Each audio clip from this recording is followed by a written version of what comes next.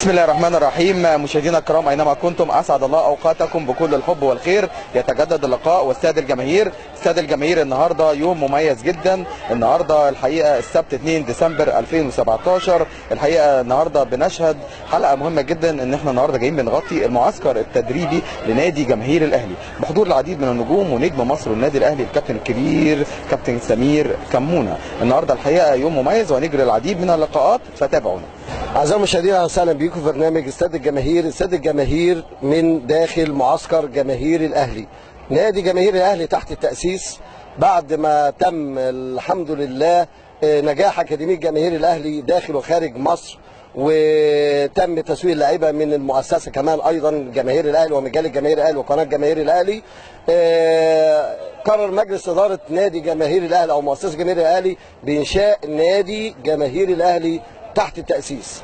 طبعا يسعدني اليوم السبت 2/12/2017 ان يكون معايا النجم الكبير الخلوق، نجوم الجيل الذهبي، وايضا المديرين الفنيين الحاليا المتميزين جدا جدا في تدريب نجم المانيا ومصر ونادي الاهلي الكابتن سمير كمونه. اهلا وسهلا بك كابتن سمير. اهلا وسهلا بك كابتن رمضان. اهلا وسهلا. طبعا الكابتن سمير بيشرف على اكاديميه جماهير الاهلي منذ سنوات وعديده جدا. طبعا كان ليه الفضل بعد ربنا على حاجات كتير جدا ولاعيبه كويسه ظهرت بمستوى عالي جدا لجماهير الاهلي. هنسال حضرتك عن نادي جماهير الاهلي تحت تاسيس. ايه راي حضرتك في ان مجلس اداره جماهير الاهلي خد القرار ده؟ لا، هو قرار موفق طبعا. لما تأسس نادي او بتشتغل من خلال الأكاديمية بتبقى طبعا بتدي فرصة للشباب، وانت عارف ان كرة القدم ده طبعا منفذ الرئيسي او الكرة يعني كرة القدم في مصر او في العالم كله هي رقم واحد يعني. فلما تفكر في مشروع زي كده اكيد في ناس بتشتغل، شباب بتشتغل من خلالك، النواحي الإدارية والنواحي الفنية، بالإضافة طبعا للشباب الصغير اللي طالع أو البراعم، تقدر أنت تكتشف ناس وتقدر تسوقها. فأنا شايف إن هي يعني موضوع ناجح أو مشروع ناجح، وعايز استمرارية وتركيز وعلاقات بقى. يعني هو محتاج علاقات الفترة اللي جاية، وتقدر تسوق زي ما أنت عايز، بس تعتمد بقى على المواهب الجميلة اللي عندك. أنا شايف بعض المواهب الكويسة وبعض يعني الاعداد ابتدت تزيد عكس الفتره اللي فاتت، فالتاسيس مطلوب ويعني فكره كويسه وبالتوفيق. نقدر نقول يعني تعب الكابتن سمير في تواجده الاكاديميه في معظم المحافظات والعين المكتشفه والكشافه للولاد حتى الكبار والصغيرين.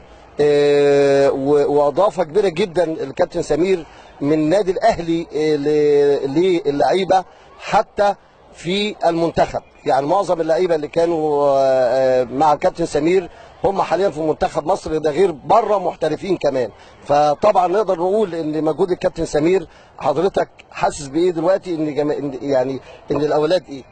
لا، هو طبعا لما الواحد يكتشف نجم وهو صغير طبعا ويكبر بتبقى العين عليه، والاكتشاف ده دي تبقى موهبه. وزي ما طبعا كلنا عارفين كان بيبقى في كشافين بيروحوا الانديه ومراكز الشباب والشوارع والحواري ان هم يكتشفوا نجوم واصبحوا نجوم كبار. انما لما تكتشف لعيب داخل النادي الاهلي زي رامي ربيعه وزي تريزيجيه واحمد حسن كوكا محترف في البرتغال، فدي في حد ذاتها طبعا بتبقى بيتقال على المدرب او اللي اكتشف، يعني بيبقى عينه حلو على اللاعب وبيبقى ليه نظره بعديه او نظره المستقبل، فبتبقى حاجه كويسه. وطبعا للاسف بيبقى المواهب هنا بتقل في مصر، انما المدرب الشاطر او المدرب الواعي اللي هو بيدور وبيروح هنا وبيجي هنا وبيلف على الاكاديميات، حتى لو هو نجم كبير. شفنا الكابتن محمود الخطيب عامل اكاديميه فبيطلع منها مواهب وبيسافر بره برشلونه وبيودي بيعمل رحلات ريال مدريد ويعني حاجات هايله.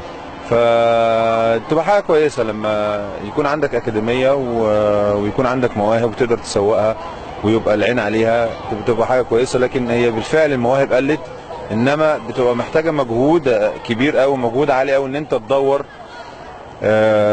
فتره طويله. بتدور فتره طويله عشان توصل للي انت عايزه، وبعد كده يبقى ليك نظره للاعب او الشبل الصغير اللي طالع ان هو ممكن يبقى ليه مستقبل ان شاء الله.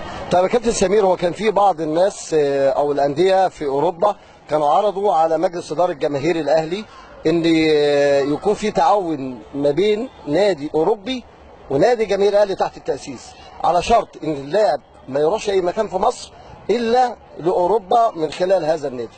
ايه راي حضرتك؟ هل نقدر نوقع ولا انت شايف خلينا في المحلي؟ لو عقد موثق واتفاق من جانب الاوروبي او الفريق الاوروبي تبقى حاجه كويسه. احنا شفنا هنا في برشلونه وفي ريال مدريد وشفنا الارسنال و يعني انديه كبيره قوي في اوروبا وعاملين اكاديميات هنا، ومن خلالها بتقدر ان انت تسوق للنادي اللي انت تابع ليه، يعني سواء من مصر او في اوروبا يعني. بيتهيألي لو الموضوع موثق وباتفاق بشكل محترم ليه لا؟ يعني احنا نتمنى ان اللعيبه كلها تحترف في اوروبا يعني.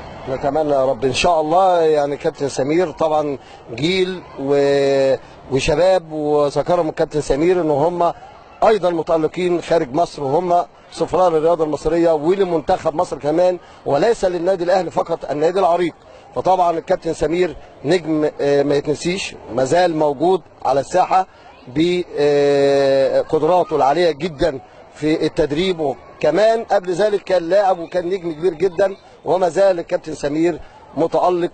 وطبعا تشرف نادي ويشرف مؤسسه ونادي جماهير الاهلي ان الكابتن سمير يكون مشرف العام على الفرق وعلى جماهير الاهلي. ونقول له كابتن سمير دايما بالتوفيق، كابتن متالق دايما كابتن سمير. ربنا يخليك يا كابتن رمضان وموفق ان شاء الله. اتمنى طبعا ان انت يكون عندك عدد، وعايزين بقى مواهب بقى واكتشاف حلو بقى من خلالك ان شاء الله. ان شاء الله. شكرا ليك كابتن سمير. انتظرونا، ما تروحوش بعيد، لسه مكملين على شاشه قناه جماهير الاهلي ومع زميلي رامي العقاد.